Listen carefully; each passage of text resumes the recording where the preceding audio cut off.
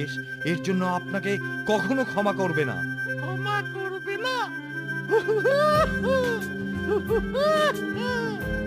এই ঠাকুরে দাঁড়িয়ে দেখছিস কি? এই মুহূর্তের কান্দটা আমার চাই। আমার সামনে দাঁড়িয়ে আমায় চোখ রাঙানো। আগে কান্দটা কেটে নাই, তারপর চোখ, তারপর পুরো মাথাটাই কেটে নেব।